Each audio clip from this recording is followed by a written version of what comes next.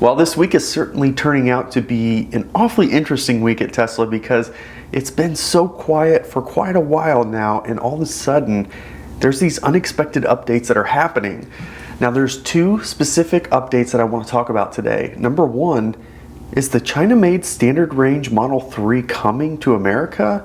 And number two, it sounds like we have potentially a date for full self-driving beta access to the public. So first, let's start with public beta access. So Elon Musk tweeted just yesterday that they're getting ready to release version 10, which he thinks is a huge step forward for a full self-driving beta.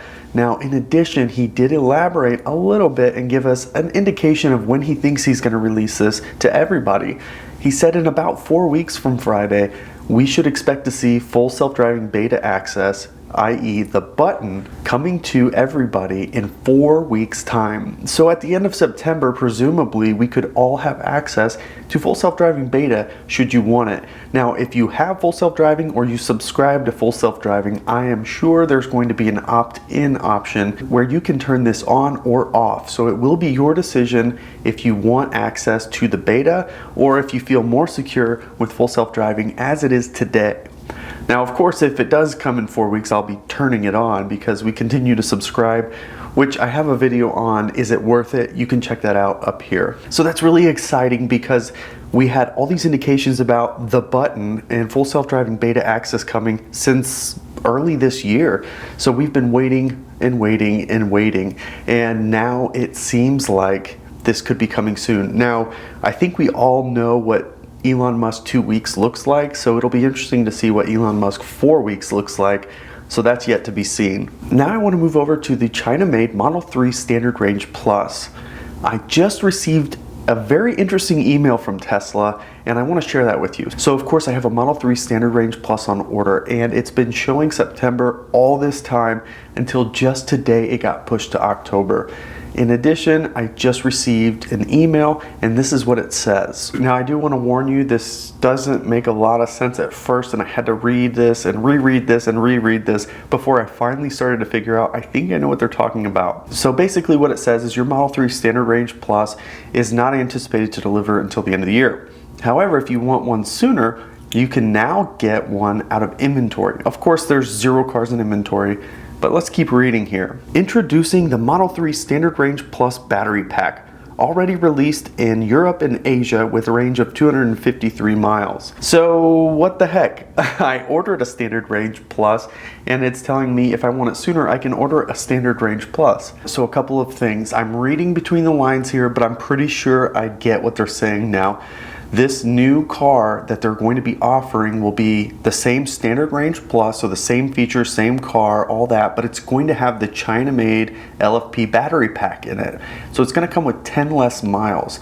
So we need to talk about this for a moment because there's probably a lot of you who are waiting for your order of your Model 3 Standard Range Plus and don't know what to do about this. The US-made Standard Range Plus Model 3 comes with 263 miles.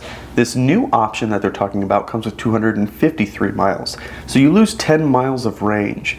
The LFP battery pack was introduced in China, and there were a number of reasons for introducing it. But first, let's talk about the difference. What's different about this pack versus the standard pack that's in the car today here in the US. So there are 2 different battery types now that Tesla offers, at least for the Model 3. There's the NMC, which is a nickel, manganese, and cobalt compound, and the LFP, which is made of iron and phosphorus. Now the NMC battery pack is going to have some distinctions that are different than the LFP. For NMC, you're going to have higher energy density. It's going to come at a higher cost because of the nickel and manganese and cobalt. It's going to have a relatively good life. Tesla was able to increase charging speeds by beefing up the cathodes, so that way it could handle a faster charging rate without damaging the cells. Now, over on the LFP side of things, the biggest drawback is battery density. The LFP battery format is something like 65 to 70% as dense as the NMC packs. So what that means is if you want to have the same range with an LFP pack as the NMC, you need to have the battery pack about a third larger to have the same kind of range. So presumably the LFP packs made in China are bigger battery packs than the ones we have here in the United States. Now, of course, for some of you, this won't be news about the LFP battery pack because this was introduced in China. But why did they do it? So LFP has been around for quite a while, and it's not a new technology. It does have some drawbacks, but it does have some benefits too. Now in China, there are some very specific financial incentives for offering the LFP pack. So in China, to qualify for the subsidies that Tesla got, they had to offer a car at a lower price point than the Model 3 Standard Range Plus was at that time. The cathode itself, which is the highest cost of these cells, was 43% less cost than the existing format. So that brought down a lot of cost, and they were able to achieve making the Model 3 Standard Range Plus under that threshold that's required in China to qualify for the incentives that they now get. Now onto life cycle. The LFP and the NMC battery pack both have really good life cycle. They both have a life expectancy of something like 3,000 to 5,000. Now that's not Tesla specific, that's the format. So Tesla specific cells may differ from that slightly, but generally speaking, those two formats have 3,000 to 5,000 life cycles for its entire life. Now here's something that's interesting. When the LFP packs came out, I did some research to try to understand what was the difference. I came across a really interesting article, so I want to share with you the outcome of the study they did on LFP versus NMC. There was a paper written by the Journal of the Electromechanical Society where it stated that LFP batteries have a longer lifespan than NMC. And it's really interesting because there's been a lot of downplay of LFP over the years as we started to move into these new, more advanced battery cells. So what this study did is it repeatedly discharged and charged both format cells from 0 to 100%, and they did this constantly. They did this where it would go from 100% to 0% in 2 hours time. So they did this repeatedly, and they continued to measure how much density was still in those battery packs. So they're able to measure battery degradation over time. And over the life cycles, it's very clear to see, at least in this very controlled study, the LFP cells actually degraded a lot less than the NMC ones did. And with all that, they concluded by saying LFP cells exhibit substantially longer cycle lifespans under the examined conditions. Now, since the made in China Model 3 Standard Range Plus has been shipping globally now into Europe and in Asia, we now have some real results from people who own the cars that have been able to compare. So I'm going to share with you one of those outcomes that I came across that I think would be interesting for you to understand. So the Tesla Owners Club of Western Australia, they did a side-by-side comparison of the previous Model 3 Standard Range Plus versus the new made in China one. So this is just a point in time. Software updates can change how these things will happen, but let's just take a look at how those results came out. Now, the previous Model 3 Standard Range Plus did charge at a higher peak rate. The new made in China one had a much lower peak rate right at the beginning. At first, the original one charged faster. However, throughout the charging from 20 to 90%, it actually flip-flopped, and the previous Model 3 Standard Range Plus started to slow down much faster than the LFP Model 3 Standard Range Plus. So with that, what's really interesting, it was actually 1 minute less time to charge the LFP pack than it was the previous Model 3. Now, some of this comes with the fact that LFP cannot charge as fast as the NMC format can. There's beefier components in the NMC format that allows for faster charging without damaging the cells that you cannot accommodate for in LFP cells.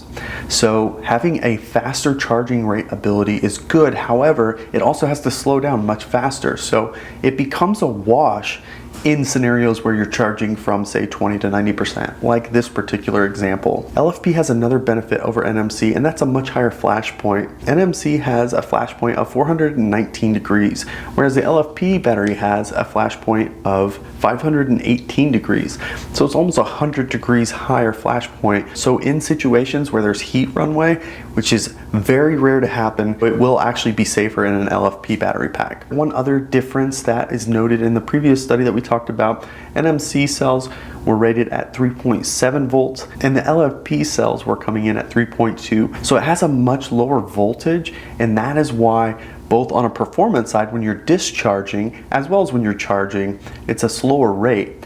But that does help to extend the life because the LFP batteries discharge much more evenly than NMCs do. Now don't get confused, LFPs are not some miracle that we just overlooked all this time. There are some other drawbacks that you need to be aware of.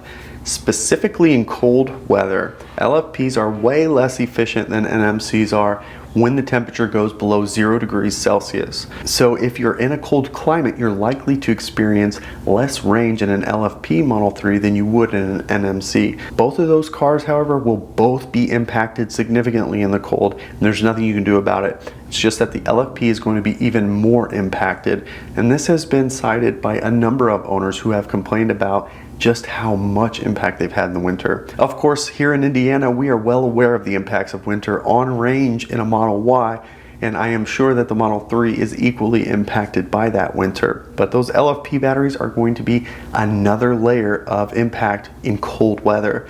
It's really only going to be a major problem if you're on a road trip in the very cold.